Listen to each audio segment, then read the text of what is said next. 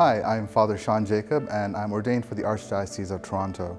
I ended up as a priest, I would say, through two main things. And one was an encounter with Christ in the Blessed Sacrament in World Youth Day in 2011.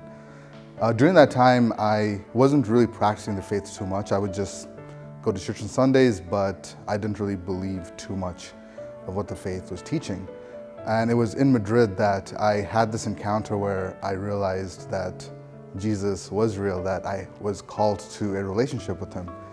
And after that, I started practicing my faith a little more, but it wasn't too much. And it all changed at the end of university when I joined this program called Totus Tuus. And in Totus Tuus, one of the main things you're asked to do is just be open to a vocation. And at that time, I was open, but I would say I was more open towards marriage. That's what I was hoping for.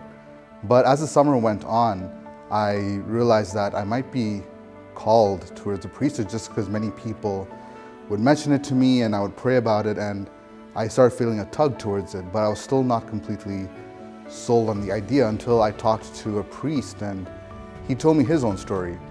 And in his story, he realized that he was able to love others in the same way he would love his family. And I thought that was a nice story, but I didn't really think too much about it until I myself lived it out. In my final week of the camp, I was saying bye to all the kids, and I realized that even though I would never see them again, I could still love them as I love my own family.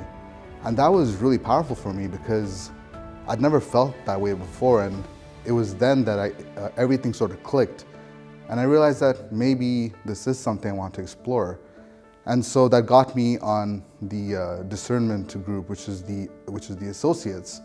So I spent a year in the associates, and at that time the vocation, at least the idea of the vocation, was solidifying, which led me into the seminary. And I was there for 7 years, and during that time, every year would be a new evaluation, and I never felt I was being called out of the seminary.